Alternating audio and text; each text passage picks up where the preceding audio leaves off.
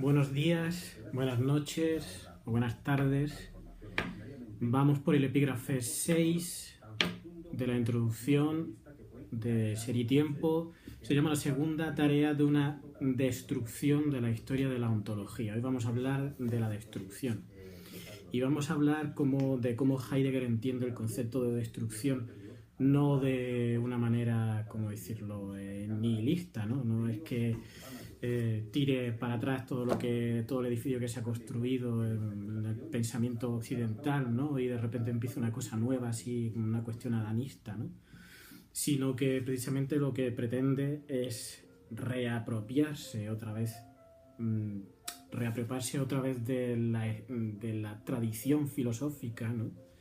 De tal manera, ¿no?, que por medio de esta reapropiación, de una manera positiva de lo que es el pasado, ¿no?, se llegue a la plena posesión de sus más propias posibilidades, ¿no? De alguna manera es como liberar el pasado, liberar el origen de la filosofía de las interpretaciones actuales, ¿no? Porque realmente esta destrucción tiene más que ver con la actualidad que con el pasado, ¿no? Tiene que ver cómo la actualidad está reinterpretando al pasado, ¿no?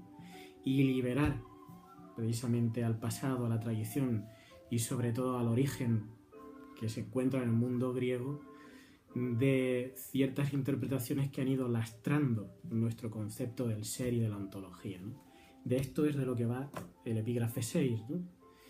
Y bueno, el epígrafe 6 realmente apunta en una dirección en la cual está ausente, ¿no?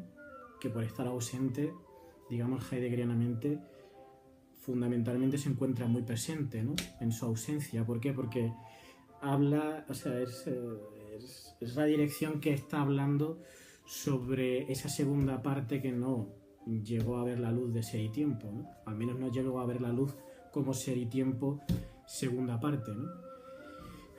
Bien, y es la de la temporalidad del ser, ¿no? La temporalidad del ser, como hablaba en el anterior vídeo, es histórica, ¿no? Y como por lo tanto es histórica, inevitablemente hace relación con la manera en la que se nos ha entregado la historia del ser, que es la tradición metafísica, ¿no? Pues ahí está el problema, ¿no?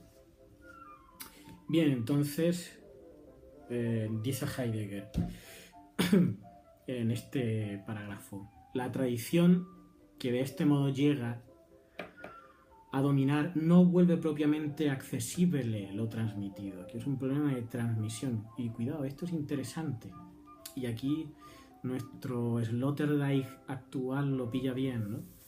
Porque para Heidegger, de alguna manera, la tradición no es como una especie, como dice Sloterdijk, como una especie de cartas, ¿no? De cartas que saben, de gente que sabe leer, de gente que es culta, ¿no? Y de gente que sabe supuestamente de metafísica, ¿no? Esas cartas que se escriben a un lector futuro que no se va a conocer, ¿no? Por lo tanto, hay una destinación desconocida, ¿no? Y aquí sale el término, el concepto destinar, ¿no? Que se ha malinterpretado muchas veces en el segundo Heidegger, que el segundo Heidegger ha utilizado muchísimo. Es una transmisión de el concepto del ser, ¿no?, que se destina, ¿no? Se destina hacia un lector amigo, ¿no?, futuro, ¿no? Así es como lo entiende Sloterdijk, ¿no? Y creo que lo entiende muy bien, ¿no? Está un poco en la mentalidad de Heidegger esto, ¿no? Entonces, digamos que lo transmitido, dice Heidegger, que por culpa de ese lastre que tenemos, ¿no?, hoy en día lo transmitido no se hace realmente accesible, porque está lastrado, ¿no?, por gente que históricamente pretende una valoración neutra de lo que es la tradición filosófica y la historia de la filosofía, y no va más allá de la falta de supuestos, ¿no? Es acrítica, ¿no? Es como hacer historia de la filosofía, ¿no?, en un sentido más bien plano, ¿no?, reificando el contenido que nos ha llegado y no problematizándolo en nuestra actualidad, ¿no? Porque de alguna manera ese es el interés que tiene la filosofía, ¿no? Si no, se quedaría como una cuestión de eruditos, ¿no?, de la facultad de historia, ¿no? o como actualmente se entienden las cosas antiguas, ¿no? Como una especie de reciclado, ¿no? Que pretende mostrar lo que realmente es, lo que realmente ha sido, ¿no? Cuando es imposible llegar a acceder a lo que realmente ha sido, ¿no? Siempre pasa por la actualidad, por el ahora, ¿no? Que es de la filosofía, sin ponerlo en relación con la actualidad.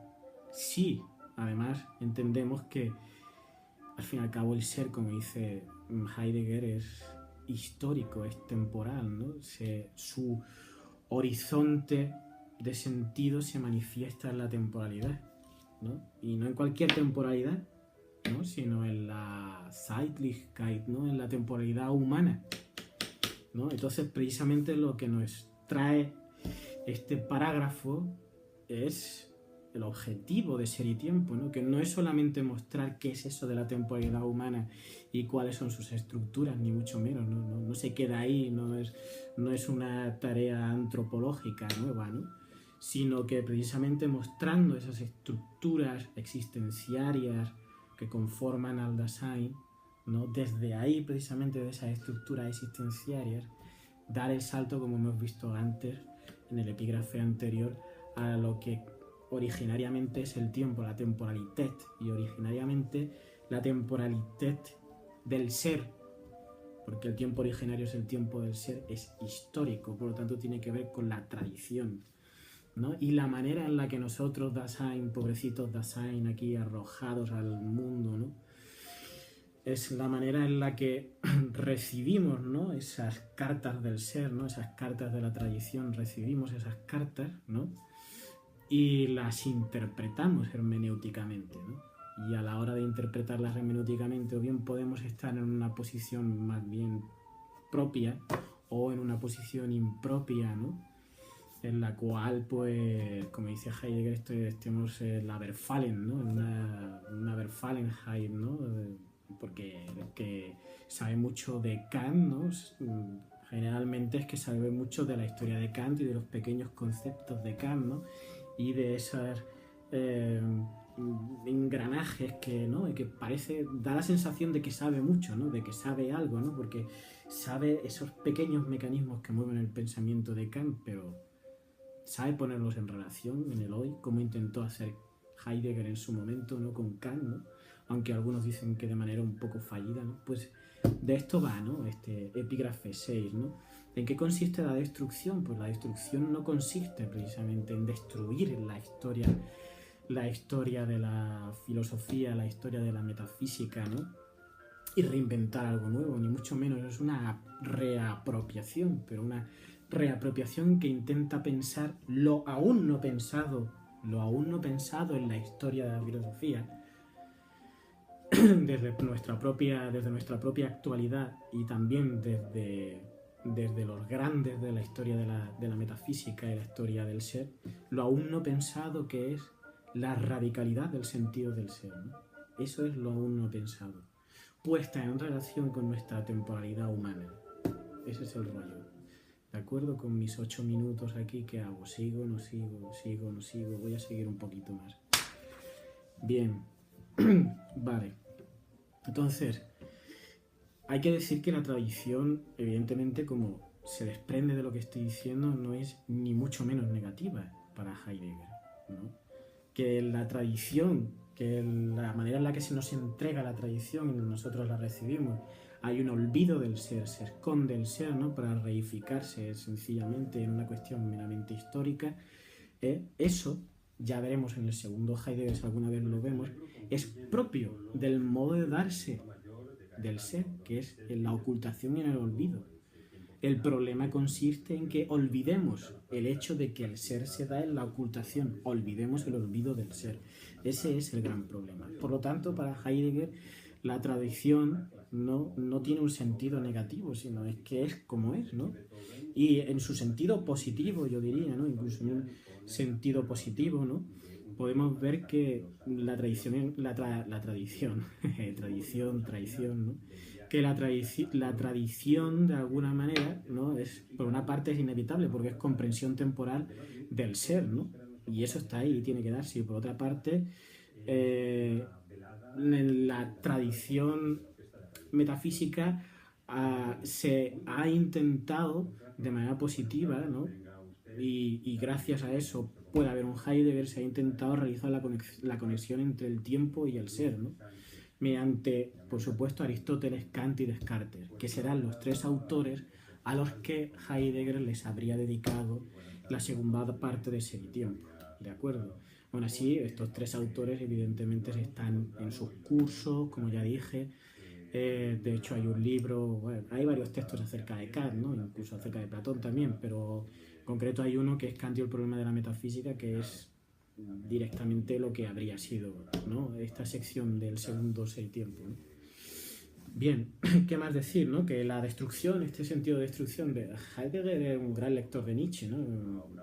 Y bueno, tiene uno de los grandes textos de Nietzsche, ¿no? Y hay que ver que esta destrucción tiene un sentido genealógico también, ¿no? ¿Por qué?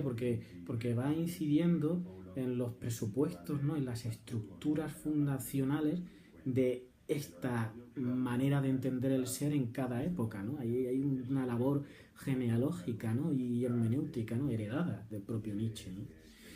Y qué más decir de esto, ¿no? Es una destrucción crítica también. Aquí hay una herencia de Kant. A Heidegger le encantaba Kant y Heidegger sabe perfectamente que su labor, su trabajo está en perfecta relación con la concepción de la filosofía crítica kantiana, ¿no? Se podría decir que de alguna manera es un hijo bastardo, lejano en el tiempo también de Kant, ¿no? Por supuesto, ¿no? ¿Qué le va a criticar a Kant? ¿No? Pues le va a criticar, ¿no? Que en su doctrina del esquematismo, que ya sabemos que es ahí donde desarrolla, ¿no? Y también el tema de la eisesis, ¿no? Donde desarrolla el tiempo, ¿no? El tiempo como forma pura, ¿no? De la percepción, ¿no? Digamos que ese tiempo como forma pura de la percepción, ¿no? Que está relacionado con un yo pienso, ¿no? Este yo pienso es excesivamente cartesiano. Decir, no, Kant, esto es muy cartesiano, tronco, esto no mola.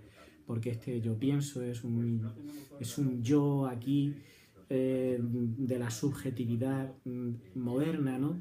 Que no tienes suficiente, no has pensado de una manera suficientemente existencial, ¿no? Lo que sería ese yo en tanto que un Dasein, ¿no? Te has quedado ahí todavía en una subjetividad moderna, aunque has apuntado bien, le diría, ¿no? ¿Qué le diría a Descartes? Pues le diría a Descartes que, ¿no? Que es de donde sale Kant, ¿no? Que todavía depende demasiado de la ontología medieval, ¿no?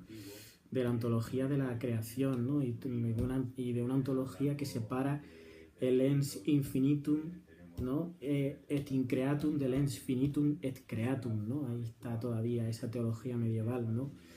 De la cual se deriva su cogito sum, ¿no? Ya sabemos que en Descartes todavía está pensando en la sustancia, y no solamente eso, sino que la sustancia del ente finito y creado, ¿no? Es deudora de la auténtica sustancia, que es la sustancia infinita, ¿no? Entonces eso, pues como que no termina de la cosa, ¿no? Y bueno, ahí está Aristóteles, ¿no? Y el problema del tiempo en Aristóteles que ha vertebrado toda nuestra concepción del tiempo hasta él, ¿no? Según dice Heidegger, ¿no? Y aquí el problema de Heidegger es el problema que ve Heidegger en Aristóteles es el problema que ve en toda la tradición hasta la modernidad, ¿no? Y un poco más allá, ¿no? Que es el entender al ser humano como un zoon, logon, ejon, ¿no? Este animal racional, ¿no? Sin ese logón, ¿no? Que viene del legein, logón, ¿no? Esa racionalidad, el ser de la racionalidad, no puesta radicalmente en crítica, en entredicho, ¿no? No explicitada, no hecha, como le dice a Heidegger decir, transparente, ¿no? ¿Por qué? Porque ese legein, ¿no? Ese legein tiene mucho que ver con una de las facetas de la temporalidad humana, ¿no? Que es el presente, ¿no? Es Aristóteles el que de alguna manera deja bien claro lo que será una metafísica de la presencia, ¿no? Derrida le llamará a eso metafísica de la presencia, en el que a algunos todavía en esta fecha insisten en estar, ¿no? Sobre todo pasa en la filosofía analítica, ¿no? Todavía insisten en estar en la presencia, ¿no? ¿Qué es eso de la metafísica de la presencia? Pues entender que hay una especie de sustancia, ¿no? De sustancia que se tiene que hacer presente, ¿no? Y en ese hacerse presente, esa sustancia muestra que sobrevive al cambio, que está siempre presentificada, ¿no? Que sobrevive al cambio con respecto a los accidentes. Ahí hay una resistencia de la temporalidad entendida como la entiende Heidegger, ¿no? Una resistencia de la temporalidad entendida como temporalidad humana, como Dasein, ¿no? En tanto que existencia. Es unos modos, la existencia es uno de los modos fundamentales de la temporalidad, es el modo fundamental de la temporalidad humana.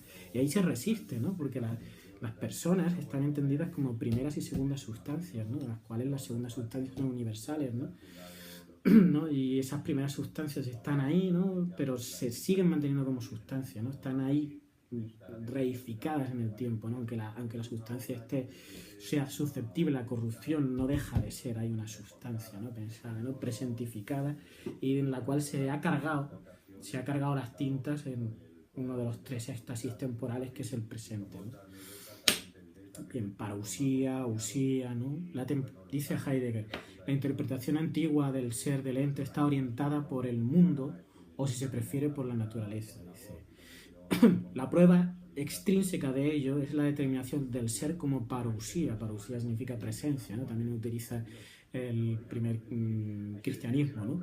Presencia, o como usía, con la significación ontológico-temporánea de presencia, ¿no? El ente es aprendido en su ser como presencia, Anwesenheit, es decir, queda comprendido por referencia a un determinado modo del tiempo, que es el presente, Gegenwart, ¿de acuerdo? Ahí está la cosa. Bien, y finalmente terminar diciendo que el sentido del ser, ¿no? Bueno, terminar diciendo que aquí lo que se intenta es una reiteración de la pregunta por el ser, ¿no? Pero de la pregunta por el ser, de la pregunta por su sentido, pero una reiteración tal, ¿no? Que implica, como dice aquí, una modificación, una reelaboración, un pensar, como he dicho antes, no pensado, ¿no? Y lo pensado no pensado, ¿qué será? El sentido del ser, ¿no? Y esto es muy importante, ¿no? Es muy importante tener en cuenta que Heidegger no está buscando un fundamento, ¿no? No está haciendo ontoteología otra vez, no está queriendo darle una nueva figura al fundamento metafísico de todo de lo ente, ¿no? Sino lo que está buscando es esas condiciones de posibilidad que hacen que el sentido del ser temporalmente se dé de esas maneras. Está buscando el sentido del ser ahí. Está buscando el porqué, ¿no? Del sentido del ser. No se busca el principio, sino el sentido antes que el principio. Muy bien, pues yo creo que con esto ya hemos terminado. Bueno, voy a parafrasear una cosa que dice aquí Jesús Adrián Escudero. La ontología fundamental se distancia críticamente de las determinaciones tradicionales del ser como eidos, ¿no? Como usía, como sustancia, como yo o como espíritu, ¿no? Eidos, ya sabéis, Platón, usía, estaría aquí Aristóteles, substancia, ¿no? Ya el concepto de hipokeimenon pasado ya al mundo medieval, yo, estaría aquí ya el mundo moderno y cartesiano, ¿no? Y espíritu, estaría aquí ya lo que sería el comienzo del idealismo alemán con Hegel, ¿no? Pues 1, 2, 3, 4, 5 modos, 5 maneras de darse el sentido del ser en la historia, ¿no? 5 modos de fundamentar históricamente y metafísicamente el mundo entero, ¿no? Es a esto lo que le llama Heidegger ontoteología, ¿no? Porque estos modos de entender el ser, ¿no? Realmente están funcionando, ¿no? En tanto que fundamentos del todo lo ente, ¿no? Teológicamente, ¿no? Teológicamente, pero bueno, vale. Bien, aquí está la cosa. Muy bien, nos vemos, hasta la próxima.